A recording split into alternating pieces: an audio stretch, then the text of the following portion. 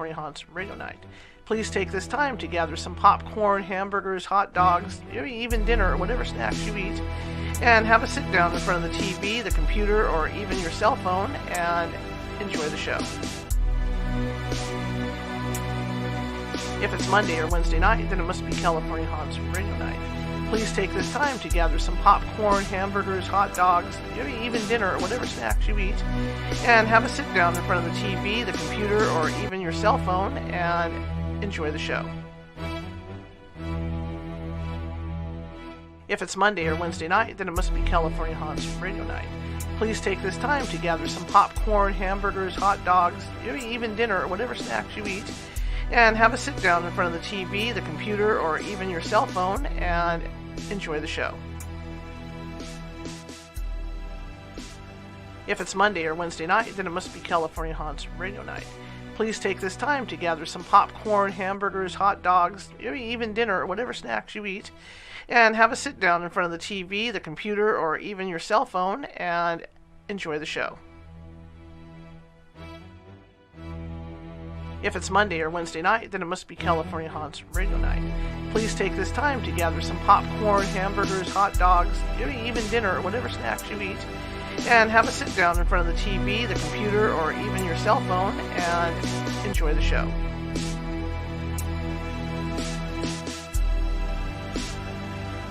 If it's Monday or Wednesday night, then it must be California Haunts Radio Night. Please take this time to gather some popcorn, hamburgers, hot dogs, maybe even dinner or whatever snacks you eat, and have a sit down in front of the TV, the computer, or even your cell phone and enjoy the show. If it's Monday or Wednesday night, then it must be California Haunts Radio Night. Please take this time to gather some popcorn, hamburgers, hot dogs, maybe even dinner or whatever snacks you eat, and have a sit down in front of the TV, the computer, or even your cell phone and enjoy the show.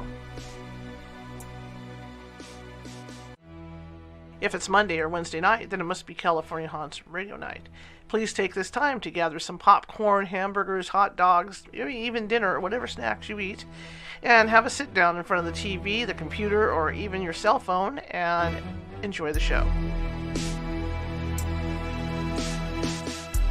If it's Monday or Wednesday night, then it must be California Haunts Radio Night. Please take this time to gather some popcorn, hamburgers, hot dogs, maybe even dinner or whatever snacks you eat, and have a sit down in front of the TV, the computer, or even your cell phone and enjoy the show. If it's Monday or Wednesday night, then it must be California Haunts Radio Night. Please take this time to gather some popcorn, hamburgers, hot dogs, maybe even dinner or whatever snacks you eat, and have a sit down in front of the TV, the computer, or even your cell phone and enjoy the show. If it's Monday or Wednesday night, then it must be California Haunts Radio Night. Please take this time to gather some popcorn, hamburgers, hot dogs, maybe even dinner or whatever snacks you eat, and have a sit down in front of the TV, the computer, or even your cell phone and enjoy the show. If it's Monday or Wednesday night, then it must be California Haunts Radio Night. Please take this time to gather some popcorn, hamburgers, hot dogs, maybe even dinner or whatever snacks you eat, and have a sit down in front of the TV, the computer, or even your cell phone and enjoy the show. If it's Monday or Wednesday night, then it must be California Haunts Radio Night. Please take this time to gather some popcorn, hamburgers, hot dogs, maybe even dinner or whatever snacks you eat, and have a sit down in front of the TV, the computer, or even your cell phone and enjoy the show. If it's Monday or Wednesday night, then it must be California Haunts Radio Night. Please take this time to gather some popcorn, hamburgers, hot dogs, maybe even dinner or whatever snacks you eat, and have a sit down in front of the TV, the computer, or even your cell phone and enjoy the show. If it's Monday or Wednesday night, then it must be California Haunts Radio Night. Please take this time to gather some popcorn, hamburgers, hot dogs, maybe even dinner or whatever snacks you eat, and have a sit down in front of the TV, the computer, or even your cell phone and enjoy the show. If it's Monday or Wednesday night, then it must be California Haunts Radio Night. Please take this time to gather some popcorn, hamburgers, hot dogs, maybe even dinner or whatever snacks you eat, and have a sit down in front of the TV, the computer, or even your cell phone and enjoy the show.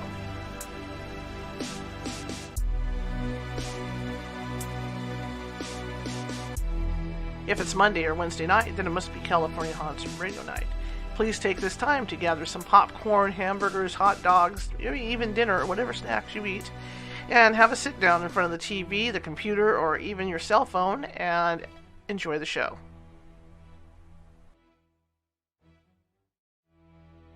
If it's Monday or Wednesday night, then it must be California Haunts Radio Night. Please take this time to gather some popcorn, hamburgers, hot dogs, maybe even dinner or whatever snacks you eat, and have a sit down in front of the TV, the computer, or even your cell phone and enjoy the show.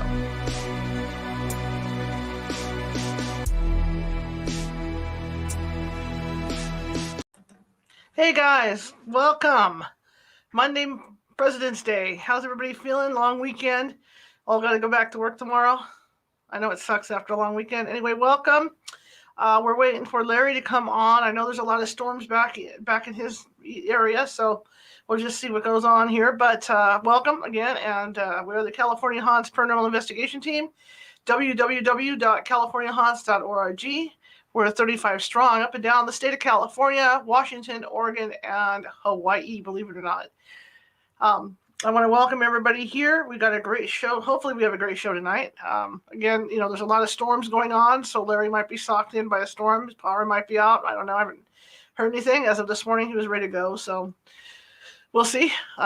So we may have a show, we may not. We'll see how it goes, or maybe you guys might want to do a question and answer thing with me if Larry can't get on. We can do something like that. In the meantime, again, welcome. We got a great show ahead. We got another great show coming up on Thursday with Shannon McCabe and talk about the Mardi Gras and some of the ghosts around New Orleans and around the U.S. That's going to be a great show as well. But again, great to see you all. It's good to have you all here. The weather here it's kind of overcast and kind of drippy. I call it drizzly, people will say, but it's usually cold here anyway in the winter. A lot of people don't realize it's not old California, it's sunny. We get so cold that it won't snow here. So we've had some of those biting temperatures so far this year, and plus, the big windstorms that came up and everything.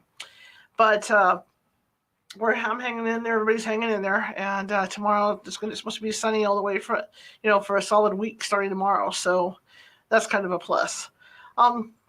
Again, we're just waiting for Larry to come on. Hopefully everything goes well with him. Yeah, I sent him the link, and like I said, he may not have power or something's going on. So in the meantime, anybody out there that might have questions for me, for their paranormal related or whatever, let me know, and we can do that for a question and answer while I wait for Larry.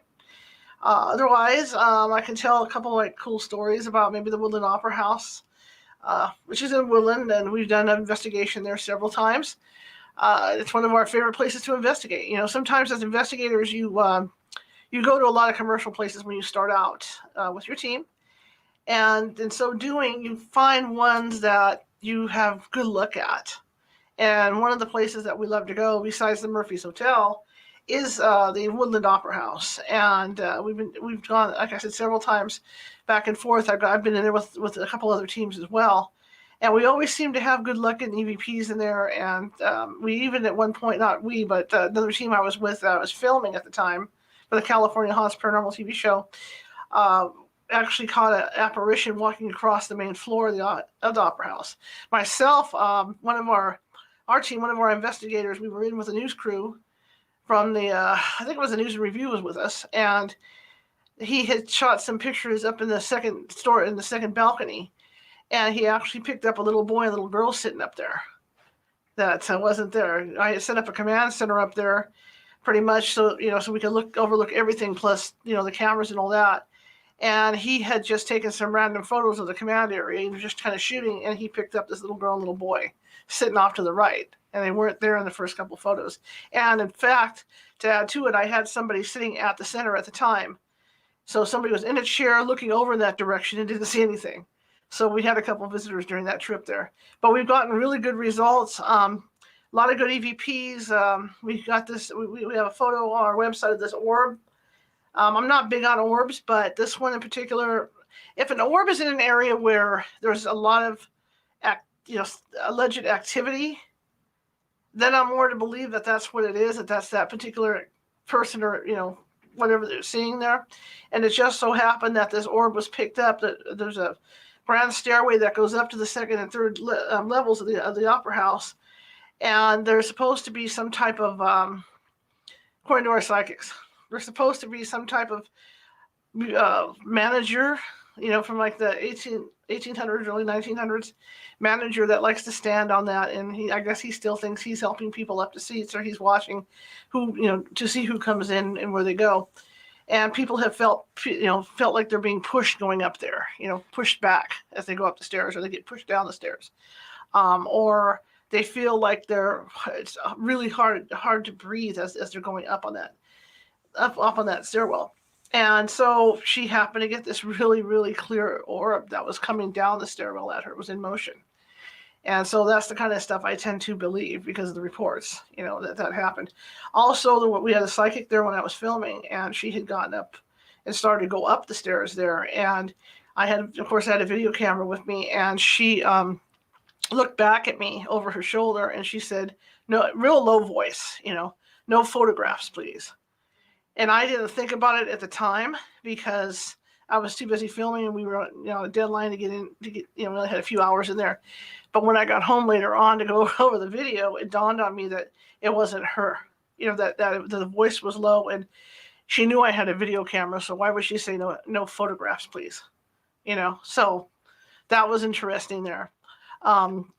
We had caught on video. It was interesting because we had another film crew with us that was filming a documentary of the same team I was filming. And they were catching what they call these green and red what they call fireflies. But they were seeing these green and red things moving around. And the psychic had said, well, that's a man and woman moving around out there. Fine. So I happened to take my camera, and I was just shooting still shots across from where the camera crew was. And I honestly picked up a couple green and red butterflies, or could be calling moths or whatever, for the debunkers. But it's funny because I picked up the same thing the video cameras did across the way. We also picked up, there'd been a horrible fire there, like a lot of old places. There'd been a horrible fire there, and the roof had caved in and all this. And I also picked up, I was shooting like straight down the aisles on the second floor balcony, and I was shooting, and I picked up what looked like flames, the reflection of flames on the walls. So that was kind of cool, because you could actually see them. Another thing that happened when we got up there, we all felt like we couldn't breathe. We were having horrible trouble, and that's what the psychic felt. Well, maybe you're feeling the smoke inhalation, once we got up to the top. So that happened as well. We're also on the second floor balcony area, like out in the mezzanine area. Again, I was filming, and Sabrina, who was our psychic at the time, said, well, take a picture here, take a picture here. I want a picture, do it right now. I shot the photo, and if you look at the photo on the website, you see these white splotches right in front of her, right where she said they were. So that was some really cool evidence. The other thing that happened too is she had said she was talking to an actress, a Polish actress, who haunts a lot of the old theaters, and we've run into this ghost in other theaters, believe it or not. But the weird thing about it was, while we were standing there, we heard what sounded like something drop, a pebble or something drop to the floor. And I remember looking around, and we saw a small pearl. It was a little white pearl, had dropped out of nowhere. We don't know where it came from, whether it came from some ornate part of the opera house or what. But we found this little white pearl. So that was also an interesting thing that happened there. Another thing that happened there as well is, picture this. A fire had happened. A fireman got trapped in there and died. And we get in there and we set off the fire alarm. We actually not so much set it off, but we ran I guess our energy, along with whatever goes on in that building, had drained the batteries. Of power of the fire alarm. In there, we almost set off the sprinklers because the whole battery power went down. Look at this. I got a fly in here, so it's the legend of the fly.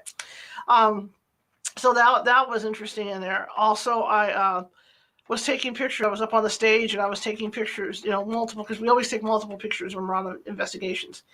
And I was taking multiple pictures starting from one side and going like in a direction like this, for the house. And as I was taking pictures, I picked up a green mist that was out in the seats. And as I kept snapping pictures, the mist seemed to move. And so I would pick it up, and not in order, as I was going, but I would pick it up in different spots where it would be in the front, it would be in the back, it would be further back or in the center or whatever. So that was another interesting thing we picked up there. People had gone up in the, I'm not afraid of heights. So people had gone up in the walkways, up above the catwalks. And they had, again, picked up what looked like, fireflies or whatever you want to call them up there. They had picked some up as well up in that area. The story is that a particular firefighter had gone in there. I don't recall the name. My mind, I'm old. Had gone into the opera house to fight the fire, and he was down in the basement. Or I'm sorry, he was on the second tier, and he had gotten near the one retaining wall, and the wall came down on his head, and he got knocked into the basement and got killed. Mr. Porter, that's the firefighter. And so his ghost is one of the ghosts that haunts the building, and he will give you signs. You can do EVP sessions and whatnot, but he'll move things around. The ghosts are really active in the place. Actors never like to leave. Let me check in here real quick. I'll talk to you and I'll check in here. See if I have a message from Larry. And it could be because he doesn't know internet, because there's a lot of internet down. Actors don't like to leave the places that they enjoyed plying their trades. So you run into this a lot in haunted theaters. And so what goes on at the opera house, some of the legend stuff that goes on is ladders will be moved. I don't see anything from Larry, so hang on. Yeah, he may not have power tonight, so I'm not too stressed over it. We'll just reschedule him. Ladders will be moved from place to place. Like they'll leave the ladder at one side of the stage, and they will walk in, like go to lunch or whatever, and the ladder will be clear across the stage. There's a piano, a baby grand piano that they have that's down off the stage, that's towards the front for music, and they will find that moved back and forth, across the area. The seamstresses that go in, because they do have in one building. It's not like it's a huge facility, because it's an old style theater, but everything's in the one facility. Where like with Sacramento Theater Company, you've got the main stage area, and then further back around the corner, even though it's the same place, it's way back to get into where the costume department is and stuff. But with the opera house, the seamstresses are all down in the basement of the opera house. And there's stories of them working all morning sewing up costumes. And then they'll go to lunch, they'll come back, and all the threads taken out of the stuff they've sewed up. And this goes, these stories go on and on and on and on, just like the elevator there. The girls will be sitting at the front counter, the receptionist will be sitting at the front counter all day and nothing will happen. And then the elevator will come down and open up for no reason and go back up. Like somebody used the elevator to come downstairs. So it's stuff like that's reported there. And, stuff gets moved again, and there's a lot of reports of a gentleman being seen sitting up on the second floor of the opera house during shows. People will see him sitting there. I guess he's watching a show. Well, like I said, we got the picture of the two children.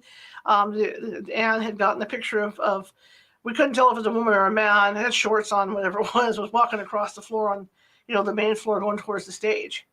So they're still there. They're still active. And I remember going downstairs in the basement with a group of us with Sabrina, and we were downstairs in the basement, and we were all, just sitting around listening to her because she was the psychic for the day. And I remember her saying, "Oh, they're all at my feet. I can see them all at my feet. They're all right here. They're all right here." And I took a picture, and I actually got what I think is what we call an ethereal stream, which is a stream of energy that just, it's just like a thin, like a thin hose of energy or a stream. and it was at her feet.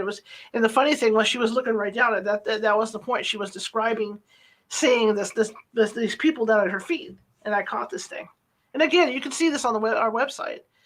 The pictures are there. There's like I think 2 different trips to the opera house we made where we actually took a bunch of evidence out. And then of course the EVPs that we've taken out of there and whatnot. We always want to do an overnighter there to where we could actually spend the whole night there. I can't remember if we did or not. I don't think we did. I think it was half a night we stayed. But it was quite, it's the kind of place you go into that even though it's got activity, you're not afraid you wouldn't be afraid to sleep there overnight. If you got stuck in there to sleep, you wouldn't be afraid, to sleep at night. It's real calm. That the ghosts aren't angry. They're actors, ex-actors, very mischievous, and they're still doing their thing. Like Madame Lucheska, she's still doing her thing. And like I said, we picked up numerous EVPs, even of her talking to us, talking about how she enjoyed working there and whatnot. And then the fireman, we've also picked him up, and also the story with the fireman also is he's there because we offered to do a crossover with him to get him back across, in the light and whatnot, and he didn't want to go. And the reason why he didn't want to go is, and we never come in contact with the negative guy.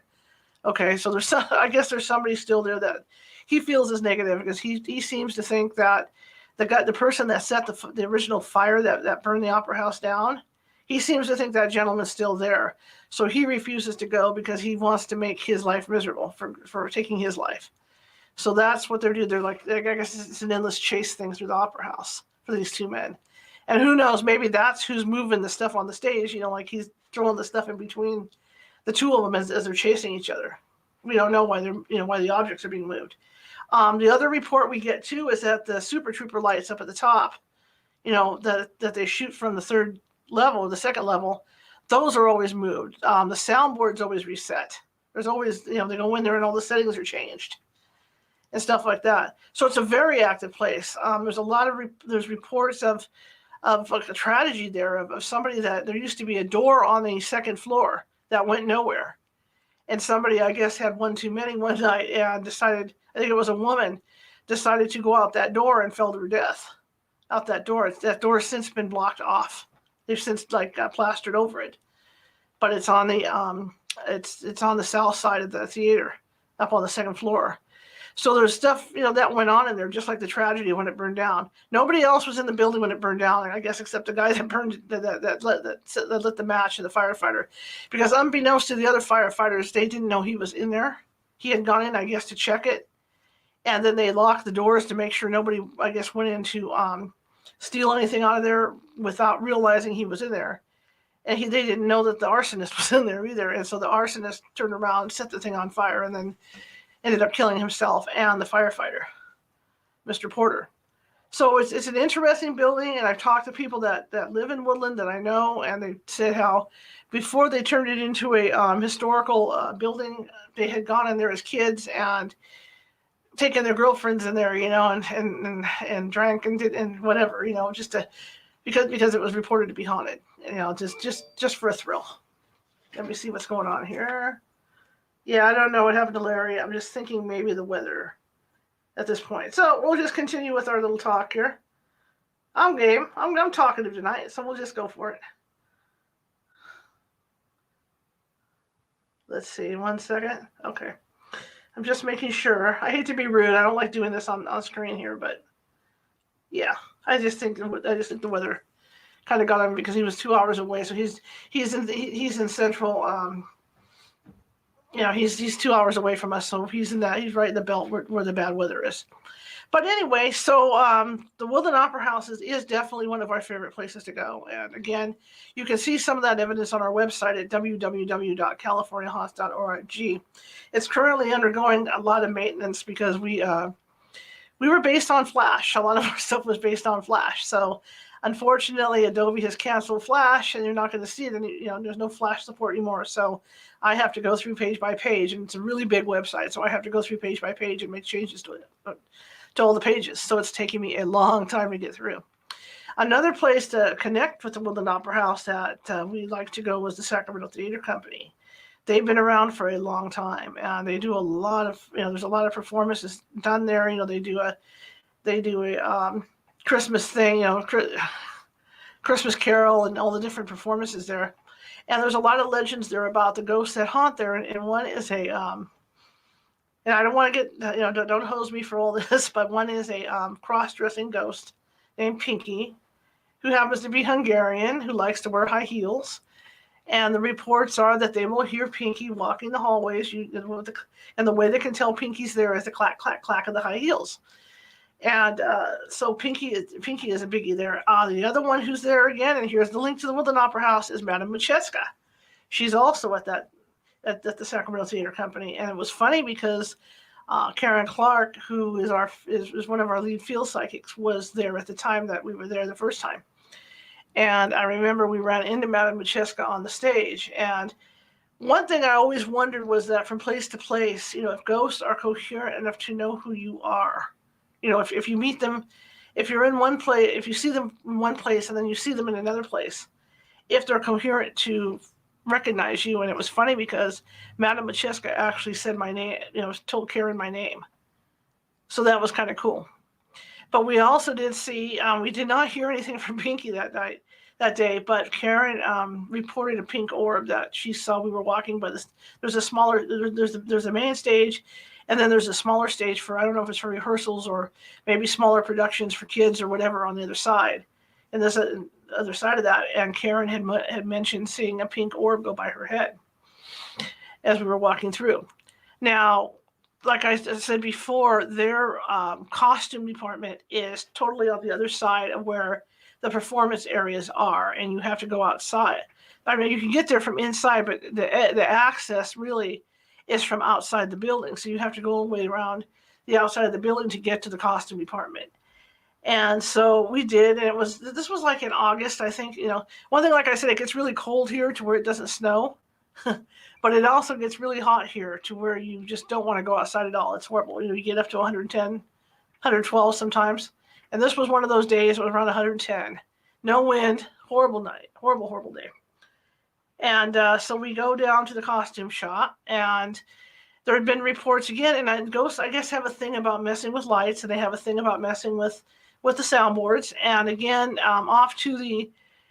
when you go through the door, you're facing north, and then the soundboard is in a little room off to your left, which, I'm sorry, not north, east.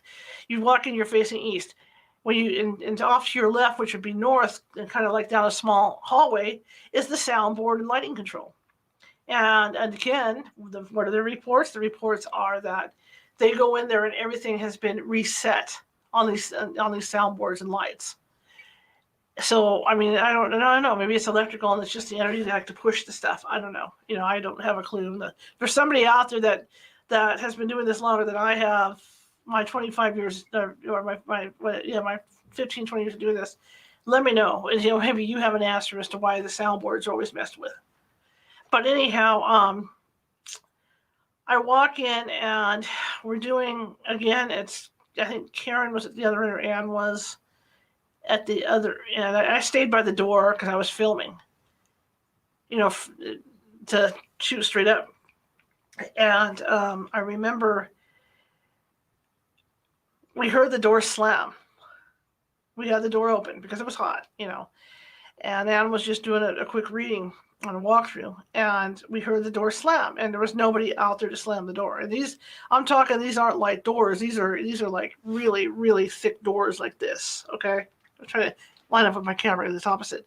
The doors are like this thick. So it took a lot. And these are like metal doors. So it would take a lot to shut these things. You'd have to physically do it. That happened. While I was standing back there, I hear what sounds like somebody walking towards me. And not only were they walking towards me, they had it sounded like they had like a superintendent, like at school, when you're in school and the custodian has that big bunch of keys hanging off his belt, right? That's what I heard coming towards me. And you could hear it. You could hear the steps. And as this person walked, every time the heavy step would go down, you'd hear the keys jingle. So I'm looking back there and I'm thinking, wow, that's really cool. So I got the recorder going. I'm trying to pick it up. And then I thought, you know what? I'm just going to walk towards her and see what happens, because I knew other people were coming in. So Janelle, who was on the team, came in, and I was down by where the psychic was. So I was across the room. And I'm watching her facial expression as she's standing there. And it was fun because I didn't say a word to her about, what had happened with me and me hearing, the footsteps. And I'm watching her, and the look on her face was just really, I see her looking at me, and I see her looking off to the left, and I see her looking at me, and then she's looking off to the left, and I knew what had happened. I knew she had heard the same thing I did when she walked in there. So that was really cool. That, that was correlating, what happened with me and what happened with her. Later on, they have a closet in there that has all these mannequins. The dress mannequins, the dress kind with no bottom on there, for the seamstresses. And there must have been about, oh my gosh, probably about 30 mannequins in this thing, maybe more. I mean, it was just, you look down, it looked like it was just an incredibly long closet. And it was weird because we opened the door and each one of those mannequins was moving back. We were swaying side to side. Now it could have been an earthquake because Sacramento, we are on the fault line, but it was weird because they rolled like this. And I'm talking all the way down the line. There must have been maybe 3 rows of 10 of these things, and they were doing this. So that was weird. Everybody left the room. Karen Clark and I were in there. And they have storage boxes, as you go around to the right to where the tables are, where the sewing's done and all that. They have storage boxes on either side on shelves that are fairly up high. And as we're going through the room, the boxes moved with us. And it startled us because we didn't expect it. It was like something weird out of a movie, like there's something behind the boxes, like an animal or something behind those boxes, because they literally would go in and out as we went by. So that happened to us, like I said, the place was just totally humming that night for whatever reason. Sometimes if you get 2 psychics like that in one location, stuff starts to really hum because you've got all that energy. And then if you've got people on the team who have sensitive abilities and don't realize it, which we did at that time, things start to hum. I mean, you really get those places popping. And that's what happened with Sacramento Theater Company, because we've since gone back and gotten nothing, and it's just, you don't want to expect and stuff. And that's why you can never expect what to, or anticipate what you're going to get when you go out to a location, because sometimes it's good, sometimes it's bad. And we went out there with a TV crew for Good Day Sacramento, and nothing happened the day we went out. But that's just the name of the game, when you do it. But I mean, that place was an experience, to say the least, and again, that's a link to Madame Lucheska. Now, I ran into her again a couple of years later because we started to do regular investigations at the Empress Hotel in Vacaville. And we started going out there, and the Empress Hotel, the Empress Theater, the Empress Theater, and that place is spectacular. I mean, it's the old style theater. It's got the blue stuff at the top, like the blue, I don't know if it's carpeting, but there's always like a design in it. And those old theaters, and they're gilded. So it's gilded in gold. It's got the blue up there at the top, and it's huge and it's spectacular when you walk in there. It just takes your breath away. And anybody that's lived in Sacramento, it reminded me of the Crest Theater, because the Crest Theater is the one we have that's like that. And it was just spectacular to go in there. And we did several investigations there, and I did again run into Madame Lucheska there. That was another place where, granted we're on a fault line because it's the Bay Area, but we were down, and I was down in the basement with another investigator, and there's these chains that hold some of the props in place. And as we were down there doing an EVP session, all the props started to sway back and forth, and no one was feeling any sway on the ground. So, I mean, you can either say earthquake, it could have been a minor earthquake doing it, who knows? But this happened, and I had several witnesses down there with me who saw it happen. The other thing that happened too, and we got video footage of it, was a couple of the filing cabinets that are no longer down there now. They would store certain times a year. They would store the filing cabinets down there, and so they had them down there. We had cameras down there, and we caught a couple of filing cabinets opening and closing on their own, and we also caught the audio of them opening and closing on their own down there in that basement area. There's always always remember with stages, there's always an area underneath. That's why magicians can do the disappearing thing. When that, they bring the cloth up and boom, they're gone. That's why, because there's always an area underneath the stage where they're going. There's always a door there, or two, that they stand on to get down on the stage. So a lot of the activity in theaters will focus down in that area because that's where the actors would be prior to going up on stage. Because usually all the changing stuff was down there, unless it's a big Broadway show where they're like up high, up on a normal flight. But in the older theaters, a lot of the changing rooms and everything were downstairs in the makeup. So they would come up the stairs, to the stage and enter stage left or stage right to get in there. So that was an interesting experience there. The other thing that I don't like the dark, and you can imagine a ghost hunter that doesn't like dark. I do not. I've never liked the dark. I've always been afraid of the dark. And we only had one key to get in there, and the guy that let us in left for the night. He was going to come back and lock up after we were done. So everybody decided to go have dinner, and I got left in there alone. In this big haunted building, and you're sitting there and you think of all the stories that are going on in the building, and you start to get really jumpy, and I decided I had to use the restroom, and nobody had told me that these restrooms had been redone and that they were automatic lighting or anything like that. So when I walked into the bathroom and the lights came on, I jumped and screamed.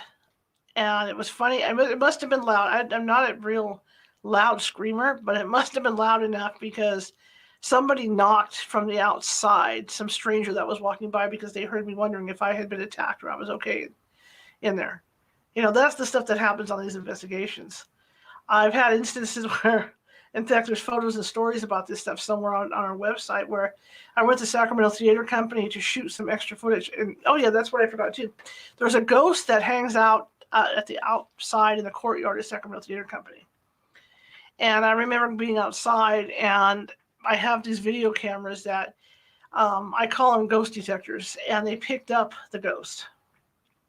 And all it does, and what that means is that the ghost will, like anything else, they drain energy off stuff because they crave energy. So you're always shooting with your cameras when you're out, unless you're in a spot where you can plug everything in. You're always shooting with your cameras on battery power. So what will happen is your battery power will get drained out of the cameras. And that's what happened with me. That's how I can always tell there's something in front of me, because the power will drain and the camera will get blurry. If it's within proximity, the camera will blur up. And so I'm standing outside and I'm alone, and I see this thing moving around, and it's blurry, and sometimes it's on the roof of the building and sometimes it's down low. So I'm driving home after I shot my photos, and I'm driving home, and I get home and I'm thinking about this. And, and I'm really sitting there, my friend's in the car with me, and I'm really thinking about this. And the neighbor's cat, I didn't realize the neighbor's cat was out. And I'm sitting in the car, and I see this weird thing at the end of the hood of the car. And it's just like a flash of something feathery going by. And I jumped about a foot. I was just scared the hell out of me. And of course, it was the neighbor's cat. Because this neighbor's cat, if you open the door, it would jump in the car with you. But I mean, that's the kind of thing, you get yourself so hyped thinking about these ghosts, and you're out there, and then all of a sudden this thing appears in front of the car and scares the living hell out of you. Murphy's Hotel. We'll jump up to Murphy's. That's my story about the theaters that we've done, the bigger theaters. Murphy's Hotel is one place where sometimes you can build a rapport with the ghosts that are in a building. And it's because you go back over and over, and if you have good energy that they like, they'll be more cooperative with you, because like I said, like I learned with Madame Macheska, they do recognize you. They have the ability to recognize and remember who you are, where you're from, and whatnot. And so they know you're a good egg or a bad egg or whatever. And the Murphy's Hotel is a place that when we go back, they're real eager to communicate with us. And so it makes for a fun investigation. Karen Clark has a really good rapport with this ghost named John that's there. The funny thing about the Murphy's Hotel is that Chef, who's it? Okay, you guys will know who I'm talking about. The chef that like goes into all the restaurants and tries to change everything, and when the restaurants are failing. The guy with the big mouth, right? He went to Gordon Ramsay. I think it was Gordon Ramsay. Went to the Murphy's Hotel, and he was looking at their kitchen. I think I think it was Gordon Ramsay because I remember making the comment.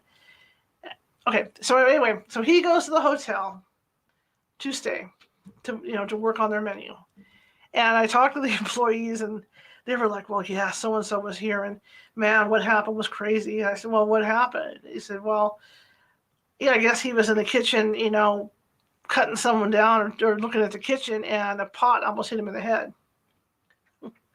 And my first reaction, of course, was, well, I'd probably throw a pot at him too, because he could be a real obnoxious little twerp.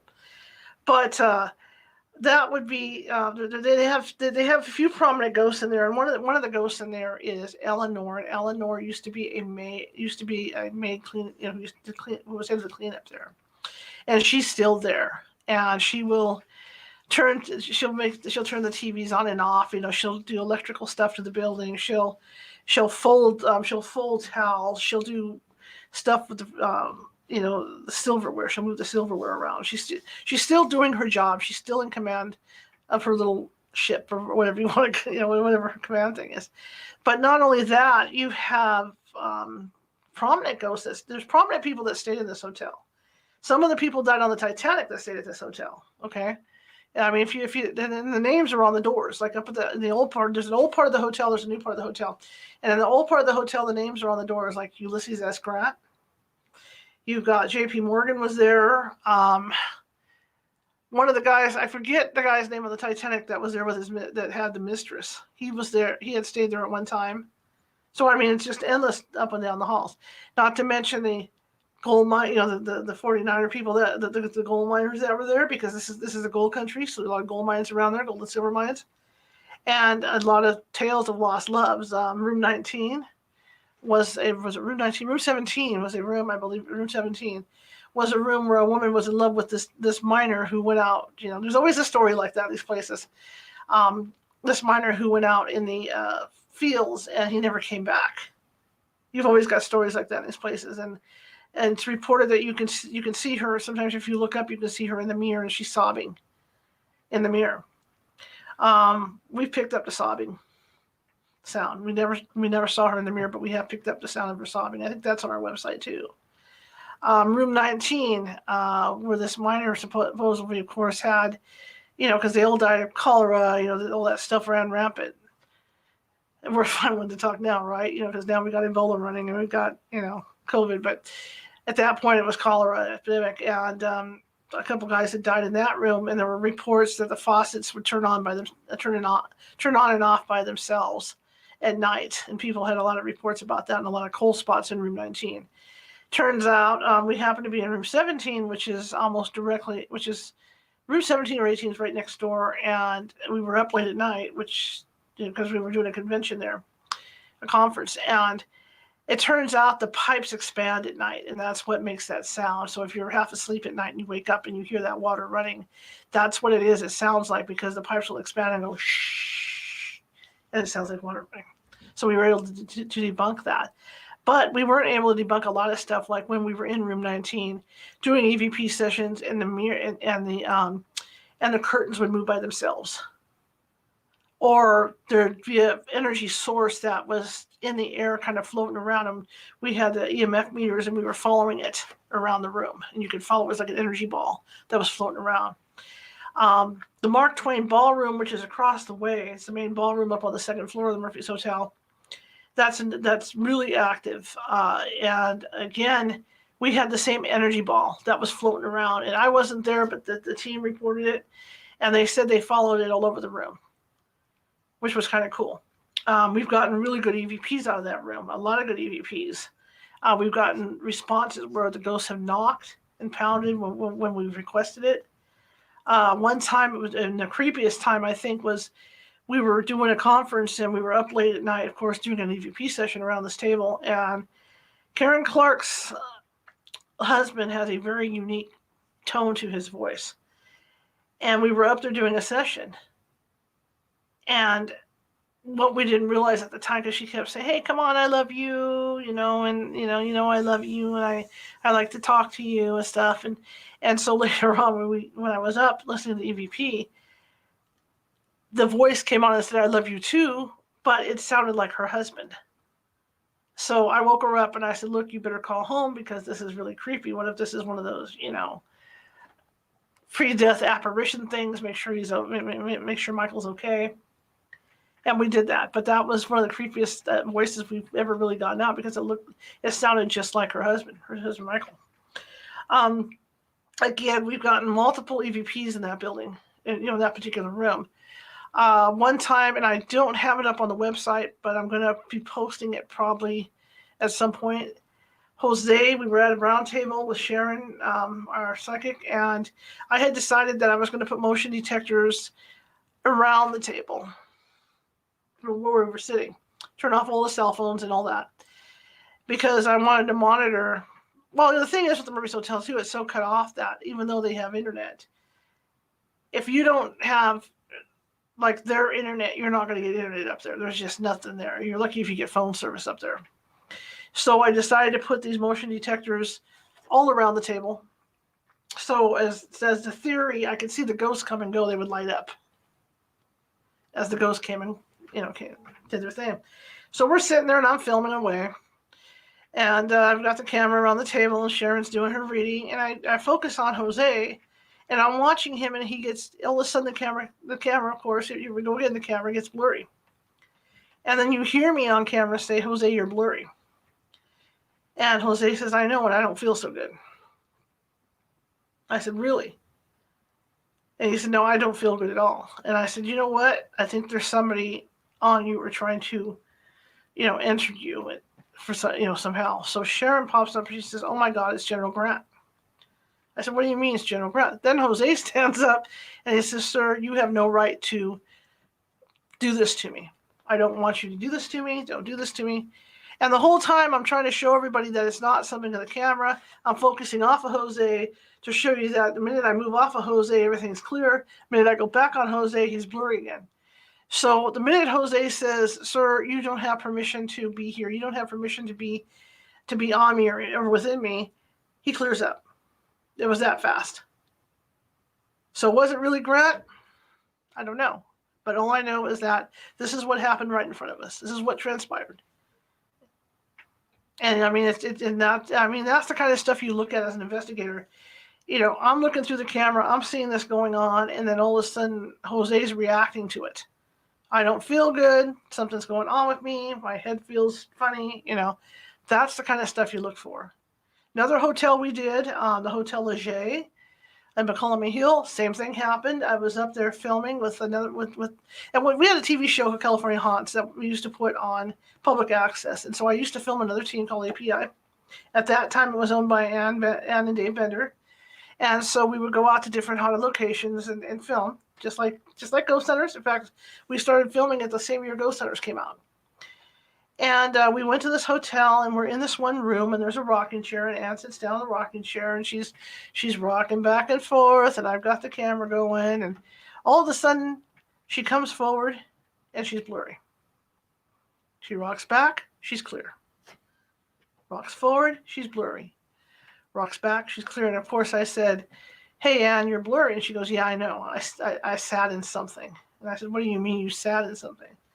It's her, it's the wife. She's here and she's looking out the window, but I don't want to let her all the way into my system.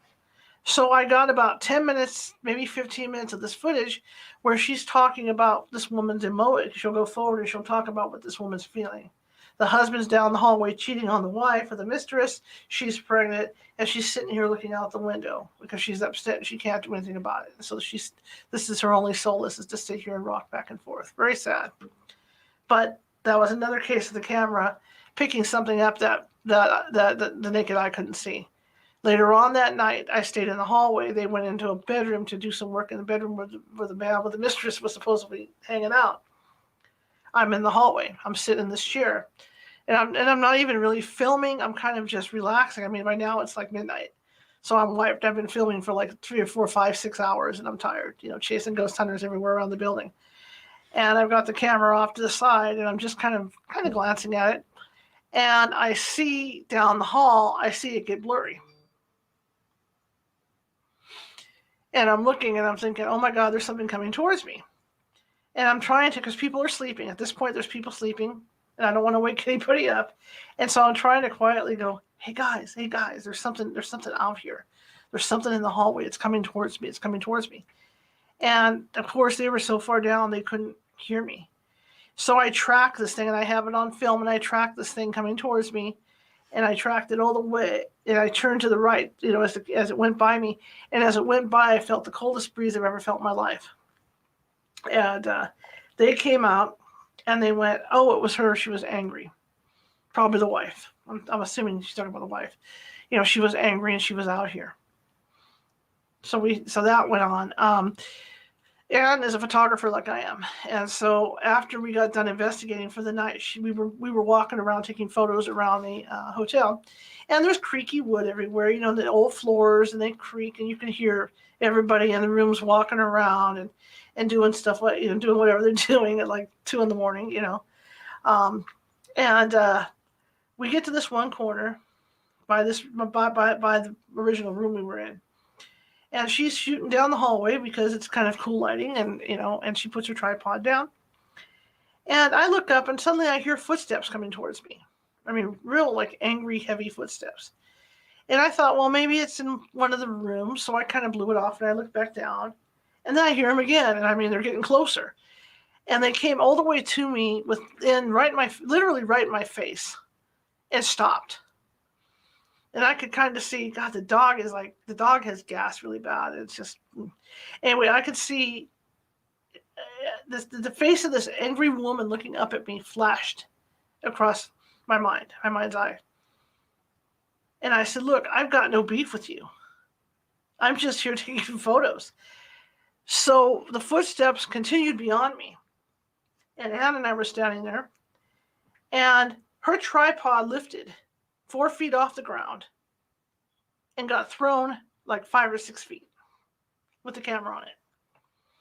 We both saw it. We both witnessed it. That's crazy. Pepper, you need to eat some roughage. That was crazy. But we both witnessed it. And Anne's reaction, Anne's a little spark plug. And so her reaction is, you dirty, for doing that. SOB and whatnot, because her camera got busted. But it threw her camera. So I guess she was mad at Anne because they had the most communication, with the ghost. Where I didn't have. I'm like, hey, I'm not doing nothing wrong. I'm just here. I just work here, So that was a lot of the experience we had in that hotel. Stuff going on. I've been back since once before with my own team, but it wasn't as productive. But it was interesting. Then we go down the base, and there's a under basement area that was supposedly had been part of the main jail. And you got to remember, it's funny, you walk the streets with psychics. Walking the streets of old towns with psychics is a fun journey because they see everything. And I remember we were walking over the cemetery to go do some stuff over there. And I remember the psychics going, the ladies of the night, they're all there. They're all standing there, and they got their legs are cocked over the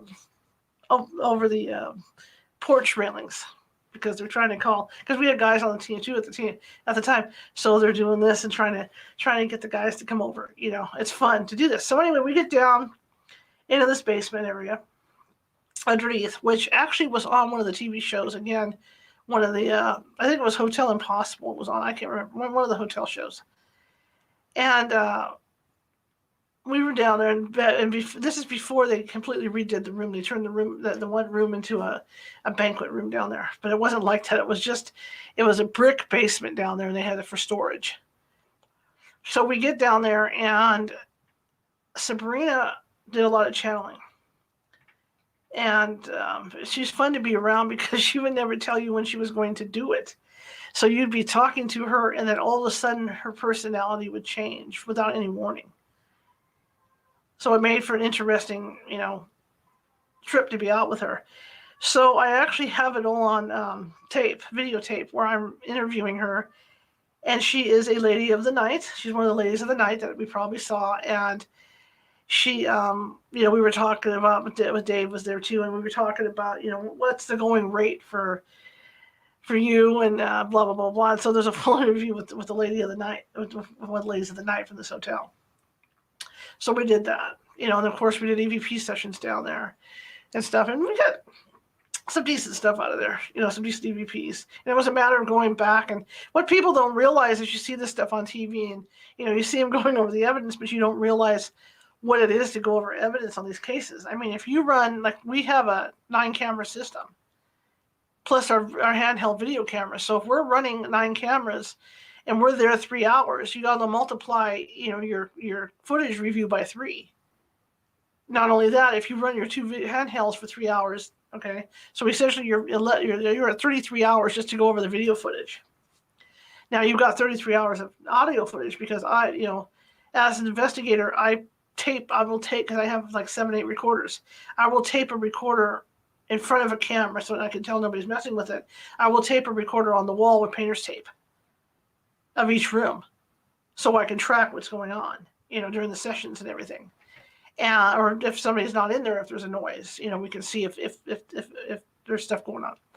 So you will come home and I've got 33 hours of audio and video to go over, and now I've got 33 hours of regular handheld recorders to go over, and that might be what I said, 6 recorders. So it takes a lot of time to go over these things. And then I've got reports from the investigators that are coming in. If I've got 6 people out, they're all writing their own reports about what they experienced.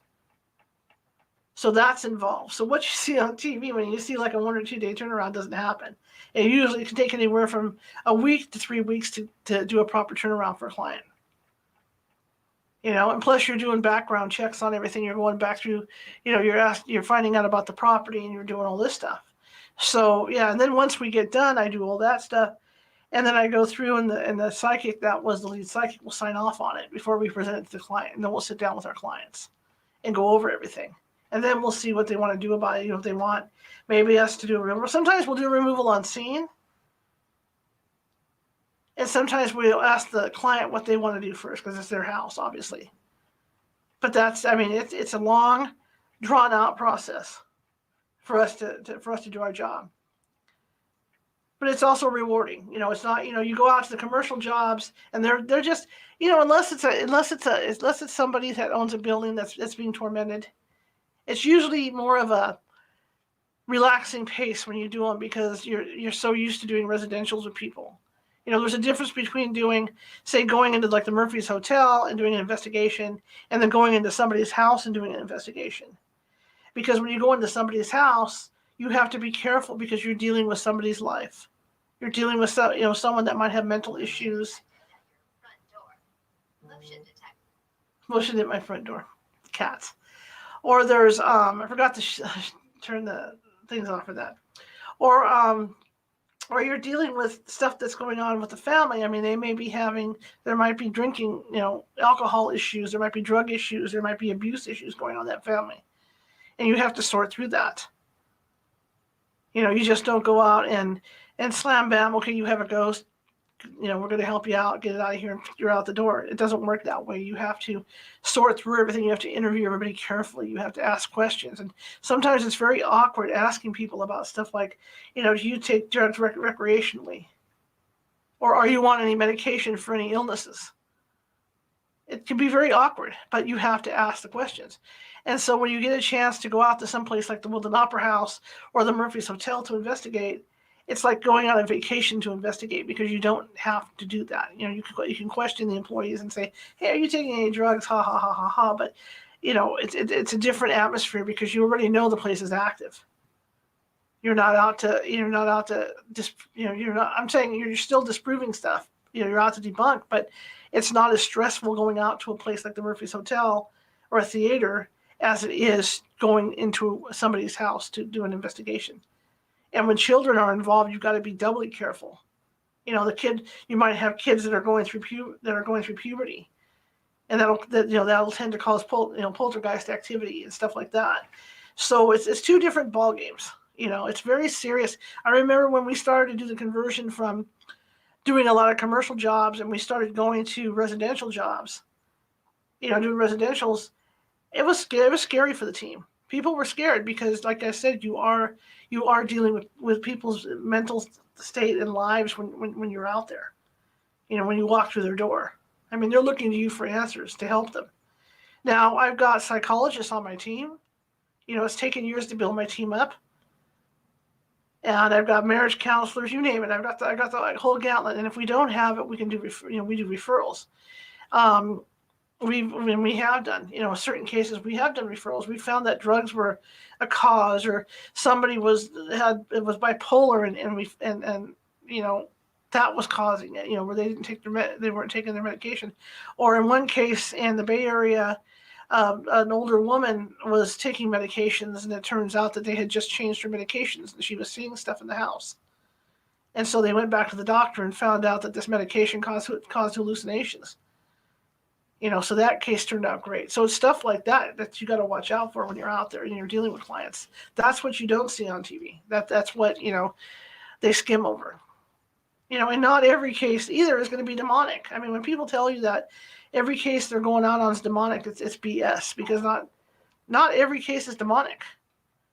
They just, like, again, TV, just to get the ratings and stuff. That's what they do. They push the dark stuff. But it's not always demonic. I mean, when we go out, we've probably done, I've been doing this since like 2008, I think. And I think we've only had 2 cases, maybe 3, that we can say that might have been demonic. But the rest, no, it's just things that people are so into watching TV that every call I was getting for a while was that, oh no, I know it's demonic. You guys got to come out and deal with it. And it's not. It's just not. One house we did in Northern California, the gentleman thought everything what was going on was demonic. And I'm walking through the house, and they've got Catholic crosses on the walls because they were Catholic. And I'm looking there, they've got crosses on the walls. They've got religious icons all over the place. They've got pictures of Jesus hanging on the walls, and the saints. And I looked at him and I said, I can honestly tell you right now, doing this. And I can honestly tell you, sir, if it was demonic, none of this would be on the walls anymore. This stuff would be gone. It would be smashed down the floor, it would be upside down or whatever, but none of this would be here. So it's what you're dealing with is not demonic. And as it turned out, it was a poltergeist being caused by the homeowner because he had a tumor in his head that he didn't realize was there. And so he was having, these issues, and he was having emotion issues that he didn't realize he had. So, it's stuff like that, and it's stuff that you have to sort through and figure out, what's actually going on with people. So anyway, I spent an hour talking your head off, and I apologize. I'll have to find out what happened with Larry. We'll get him rescheduled up. And like I said, it's probably the weather, because the weather is really bad. I know I have a friend who lives in Wisconsin and was texting me this morning that they were at I guess they were down to 8 degrees this morning. So I'm thinking that's what the cause was. But I'm glad you guys came. I'm glad I got to talk at you. And Wednesday is going to be a cool show. My good friend Shannon McCabe, who we call she's like Sacramento's Mistress of the Dark, and she's been around probably as long as I have, if not longer. And she puts on the Vampire Ball here in town every year. She's been doing it via internet, via this format the last couple of years, because obviously, COVID. And so it's going to be interesting to talk to her, because she wants to talk about Mardi Gras. And then we have the other gentleman, Ricardo's going to be on here. And he ran the Haunted America website. So he's aware of a lot of cool cases that he can talk about, and talk about evidence and whatnot. And he's also, he's from New Orleans. So he's someone that designs floats and stuff. So it'll be fun to talk with him. And he's also aware of some of the legendary ghosts in New Orleans. So it should be a fun day. We are the California Haunts Paranormal Investigation Team, based out of Sacramento, but also up and down the state of California. And I'm glad you guys came, and I'm hoping that you join us next week. Next Wednesday. I'm sorry, on Wednesday. God, I'm way ahead of myself. So I will see you then, and don't be shy. And I promise to get Larry back on here as soon as I can. Okay? Have a good one.